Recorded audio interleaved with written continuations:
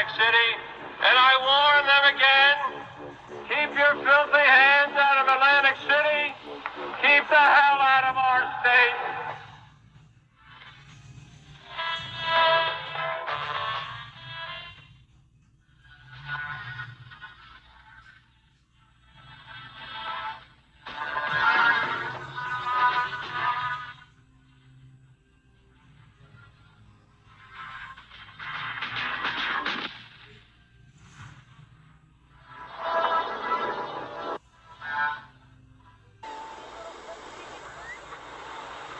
Atlantic City, New Jersey, on a June weekend.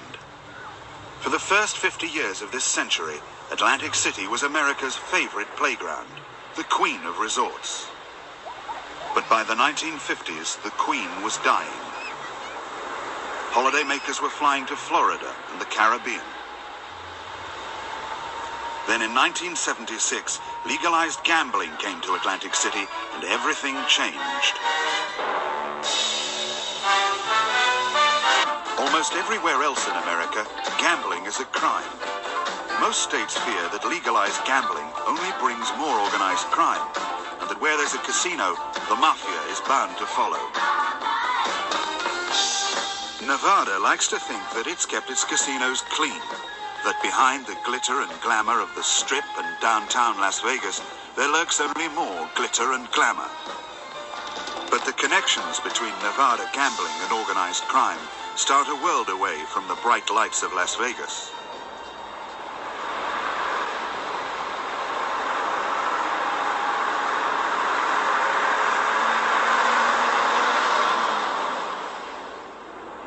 The mean streets of America's inner cities are where organized crime has controlled illegal gambling for more than 50 years. Among the poor, the most popular game is numbers or policy, a kind of daily lottery. Gambling is a way of life, a way of survival.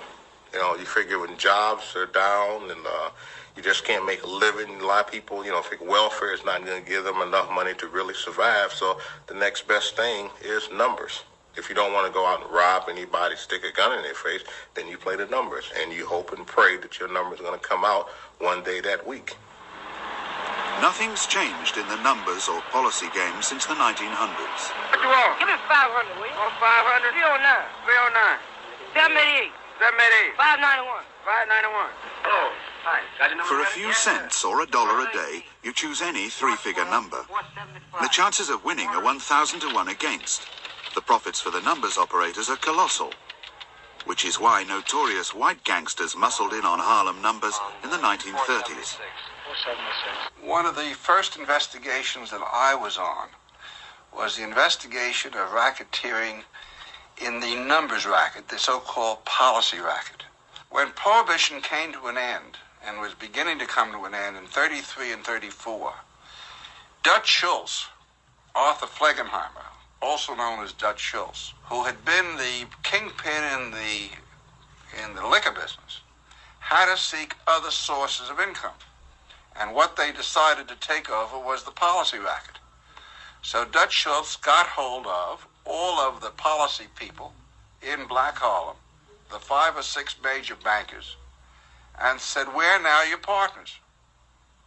And we're going to organize it. And we're going to get political connection for you. We're going to get police connection for you. After all, they had been having that protection during Prohibition. They had the business organization to do it. Dutchschultz was soon taking $20 million a year from the numbers racket in Harlem. He didn't live long enough to enjoy the profits. Schultz was murdered by Mafia hitmen in a restaurant in Newark, New Jersey in 1935. The Mafia has controlled the numbers racket ever since. Today, people place their numbers bets in little neighborhood stores. The betting shops aren't usually run directly by the Mafia crime families, but the shops pay the Mafia for arranging layoff money and police protection. Best of my knowledge, I have always known numbermen to be the higher echelon. As I was a kid, was told mafioso, as we call it in the black neighborhood, the Mafia. they would have the final say-so on what the number was to come out. But I mean, there are so many black people betting. Why are they betting on a white man's racket? Well, they're betting on the white man's racket because he's got the big buck to pay off. 1 David 13, 901, 1426. 1 David 13, 901, extension 1426. Ohio, 1982. Local police are raiding a numbers racket, which takes $5,000 a day, $1.5 million a year. Good business in a small town during a recession. Criminals in America are said to make $12 billion from illegal betting every year. Apart from making fortunes out of the numbers racket and bets on all kinds of sports, mobsters also make millions by running illegal card games. All right, each night I would go to a set game. The locations on these games never moved. They are not roving games. These are house games.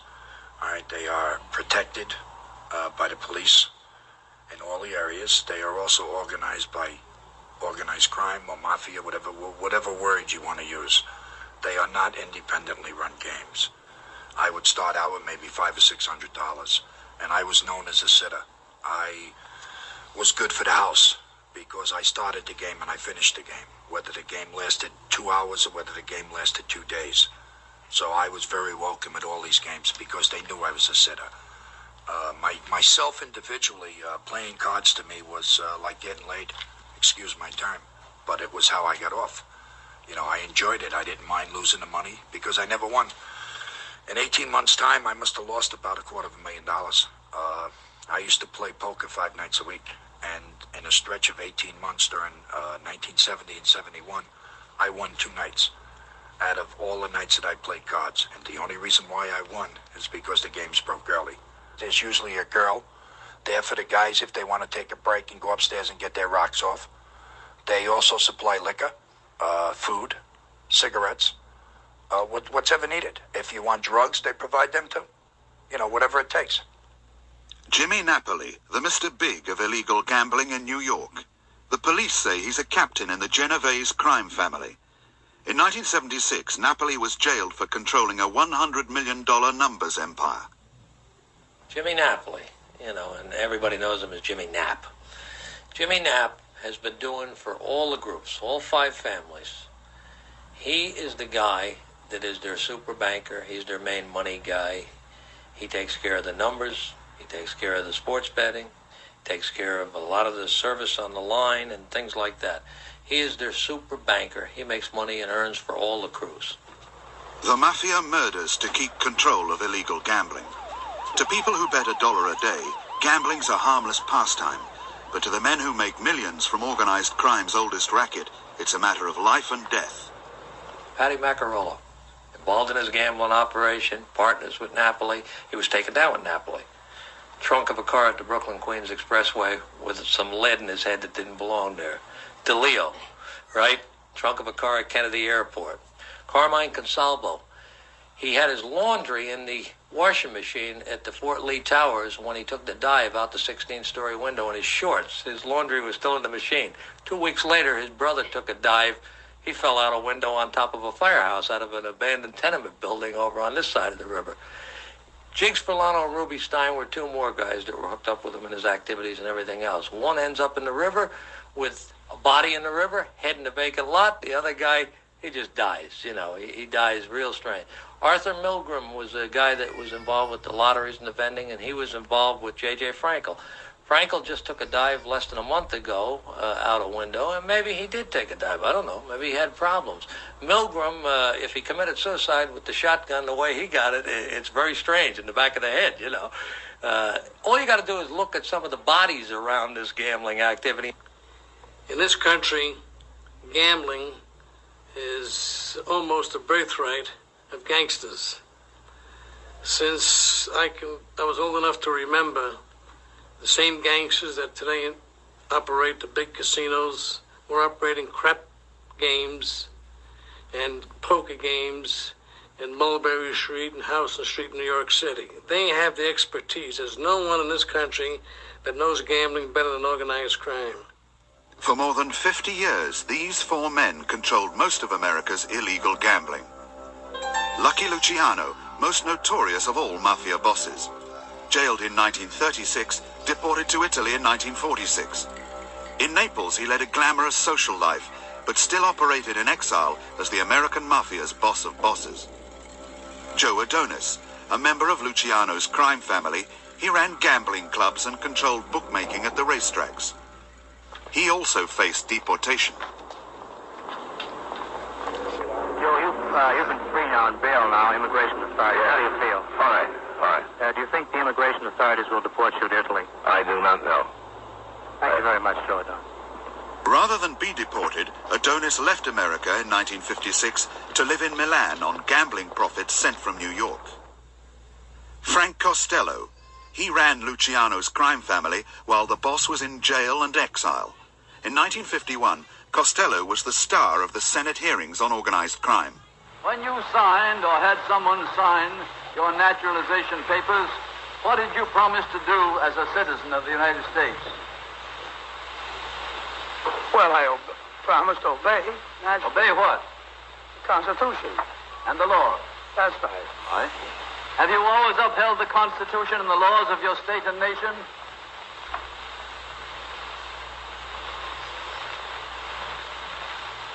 I believe I have. Bearing in mind all that you've gained and received in wealth, what have you ever done for your country as a good citizen? Paid my tax.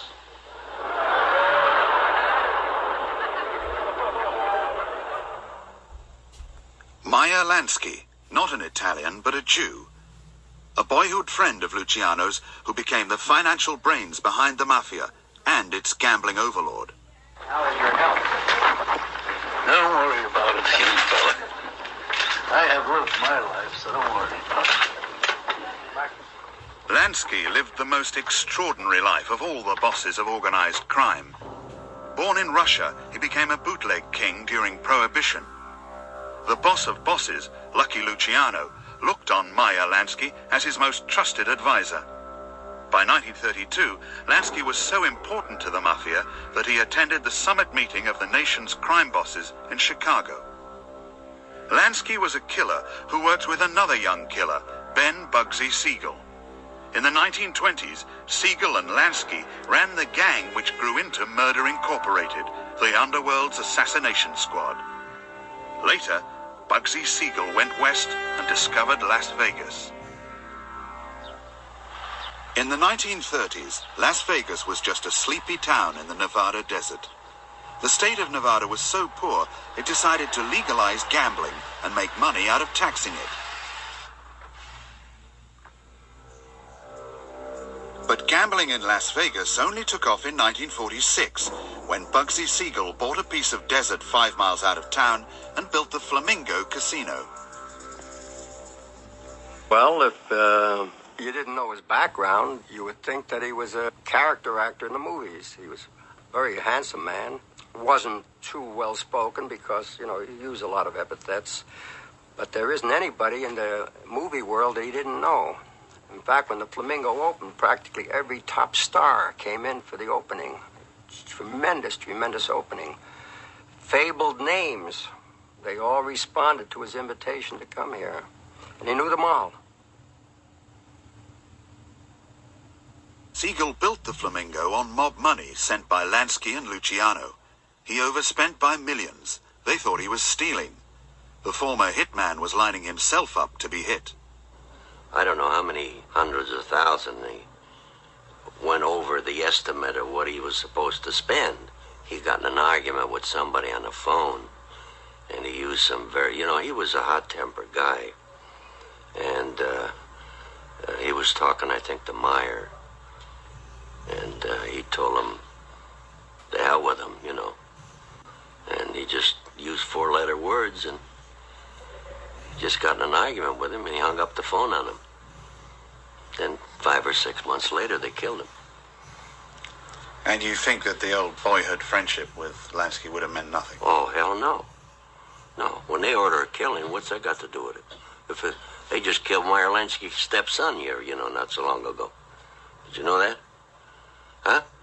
So what the hell, what's that got to do with Meyer? You know, you gotta go regardless who you are. You go, Jackson. That's it. In June 1947, Siegel, the man who made Las Vegas, was shot dead in Beverly Hills. No one was ever charged with his murder. Meyerlansky immediately put more reliable men into Las Vegas to watch over the mob's investments. Lansky masterminded the Mafia's gambling operations for 50 years. When he died in 1983, he was worth hundreds of millions of dollars, invested all over the world. In 1949, another team of organized crime figures moved into Las Vegas, buying Wilbur Clark's Desert Inn. They had been running illegal casinos in Cleveland and were led by one of Prohibition's most notorious bootleggers, Mo Dalitz. Dalitz is still identified as an organized crime figure in other states. Yet in Nevada, he's a most honored citizen, showered with awards. Top politicians value his financial backing. 40 years ago, Dalitz shrewdly paid taxes on his illegal gambling earnings and invested in legitimate business. Today, Mo Dalitz is hailed as Mr. Las Vegas, a far cry from the days of bootleg booze and illegal casinos. Well, see, that's how these Jews got big. I'm going to take the Cleveland family, for instance. They had the Jews, these Jews like Mo Dalitz, Sammy Tucker, Morris Kleinman, the ones that owned the Desert Inn. They had 2 or 3 gambling houses in Cleveland, right? Well, maybe they'd declare $1 million at the end of the year, or whatever. Well, you know, come at the end of 7, 8, 10 years, if you wanted to invest 5, 10 million in something, you could show that you made that kind of money in the past. So that's how they got successful. I think it was in 1940 or 41 they bought the Beverly Club in Kentucky. Well, they showed money. They had money to show it. The Italians couldn't do it. You give an Italian $1 million, he puts it under the cellar. Oh, how can he invest $500,000? Where did you get the money? Do you understand? So that's how these Jews got made money, because they could show money. And the more money that they made, the more that they declared, the more that they could invest. See, that's where the Italians made a mistake. They should have done it themselves. It's 50 years since Mo Dalitz somehow survived Cleveland's murderous bootleg wars. In 1950, the Senate named him as a top member of organized crime. Dalitz still refuses to talk about his criminal past. What do you say to those people and those allegations after all these years?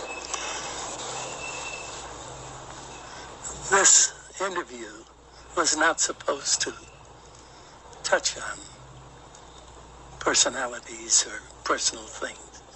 So I must ask you to forgive me for not answering you. Fair enough. Every federal agency has been in here. They've had extra surveillance on this man. And he's never been arrested. He's never been charged with a crime. He was an officer in the United States Army. So all you can judge a man is by his record, not by what the newspapers say or by what people, books say. They surmise, they use inferences and innuendos and rumors. But you'd think if this man is supposed to be the godfather, so to speak, of Las Vegas, they'd have had him by this time. So instead, I would call him the grandfather of Las Vegas because of all the contributions he has made here. In 1976, Mo Dalitz was named Las Vegas's Man of the Year. It was the final recognition that, at least here in Nevada, his criminal career had been forgiven. On this occasion, it was his deafness which stopped any questions about his past. How do you feel about your award, sir? It's a great honor. I'm very excited, and I'm very flattered. And I want to thank everybody here for coming. Mr. Dalitz, one more question. You've been so involved with gaming in the past. There's so much noise, he can't hear you. All right. Sorry. Thank you very much. All right. Okay, good. Mo Dalitz is one of my dear friends and a man that I've known for so many thousand years, and I wouldn't travel this far. I traveled all the way back from the East just to be here to help honor this man And I've known him ever since I was a young fellow in Cleveland, and he was on his retirement trip at that time. Now, he's a beautiful guy, and he's done some marvelous things. And we go back to all the big shows that we did at the Desert Inn for the Cancer Fund. And it's a great tribute to him. Just this crowd, you know. Las Vegas has its own strange aristocracy. Many people in gambling here have criminal backgrounds elsewhere, but that's forgiven. Money is what matters. One of the first responses I had coming to Nevada was whether this was really part of the United States.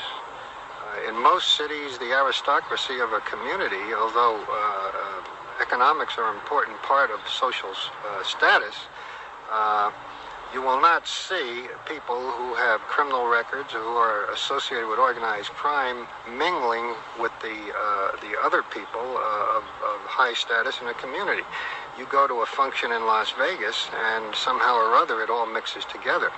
And it's a very interesting phenomenon that I've observed no place else in the country. For the Mafia, Las Vegas is an open city. Members of all America's crime families operate in this town. It's a good place to run to from the police. When a Mafia burglary in Chicago went wrong and ended in murder, Jerry DiNono came to Vegas until things cooled down. So I just wanted to get out of town until the heat came off. So I told Tony DeJohn and Jay, I'm going to split. I have a little money. I'm going to go to Vegas for a while. And I just split and went there. I went to play golf and met up with another crew there. And then I met a girl there. It was a cocktail waitress. And went crazy over her like a fool. And ended up marrying her. And Tony DeJohn came from Chicago to Vegas to see me. I'll never forget, it was at the Union Plaza. I'm sitting there, I didn't get married yet. And he said to me, you got to come back to Chicago. Joe wants you to come back. I says, I'd rather stay here for a while. I said, give me 6 months a year here. I says, I found somebody I really care for. And I was pussy whipped. I mean, I'm going to say it the way it is. My nose was open. I was in love with the illusion of the cocktail waitress and the long legs and the long blonde hair. And it was just a fantasy, okay? The lights and the whole bit. Las Vegas casinos are allowed to comp big spending gamblers. They give free hotel rooms, food and drink to keep these high rollers happy while they lose fortunes at the tables. All bets down. Jerry DiNono was not a gambler, but he was comped and shown favors because he belonged to the Chicago crime family.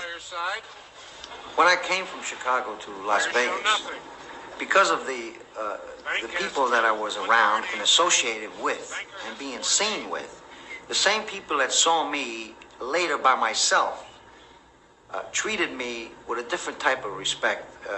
I was getting comped at Stardust, comped at any place that was associated with Chicago mob.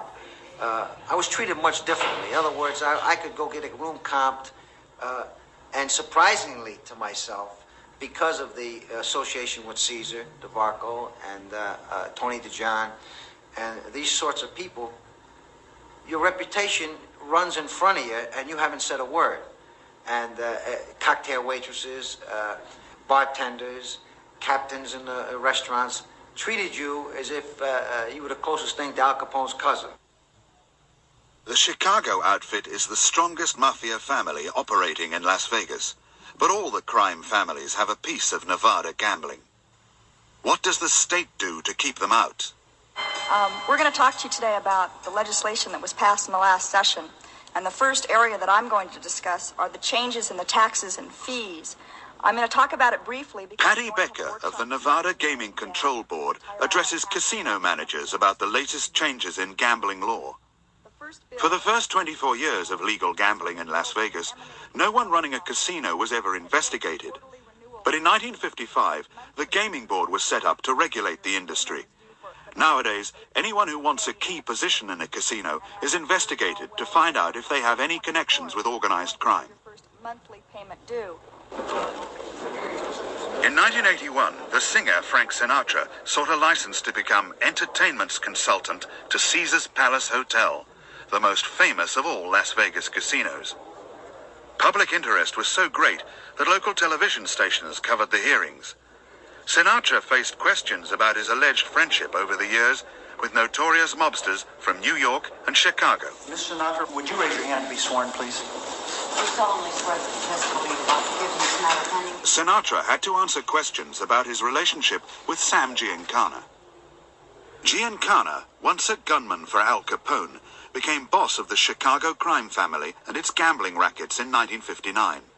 He loved beautiful women, like the singer Phyllis McGuire. Giancana was also a friend of Frank Sinatra's.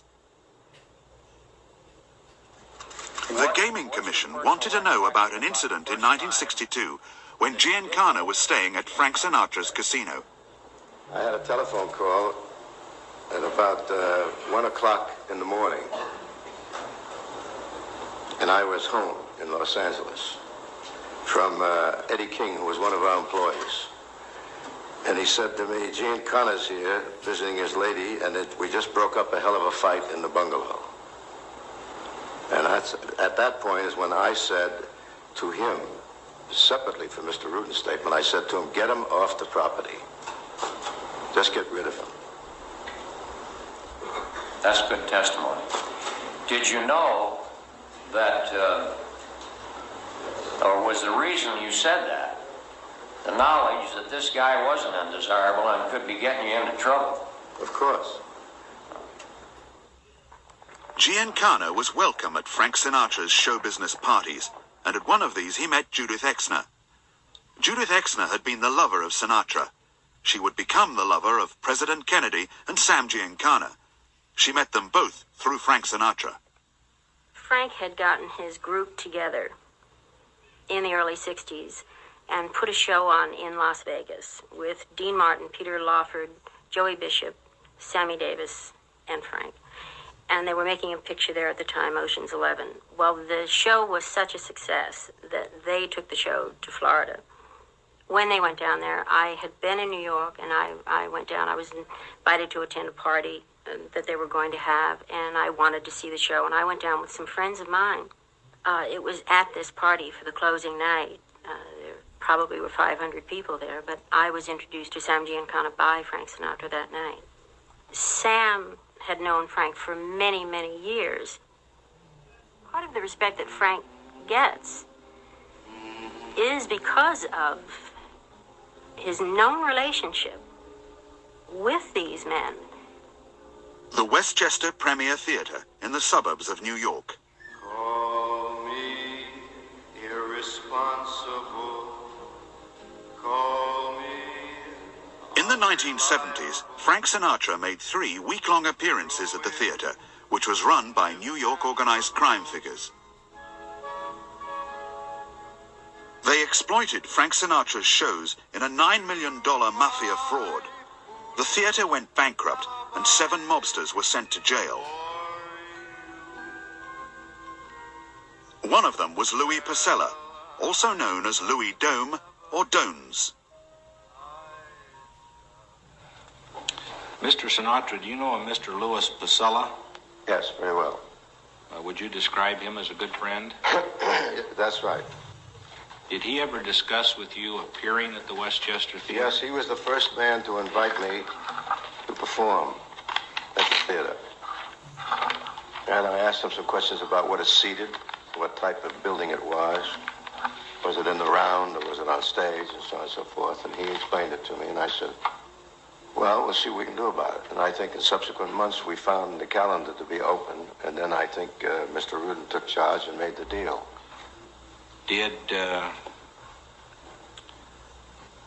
Is he the type of gentleman, or did he have a type of background that one might be aware of? Well, I know what you're saying, I know what you're saying, Mr. Chairman, but I can't attest to that because I've never been present if he had any form of activity. I've never been present. He had a restaurant in New York, and I visited very often.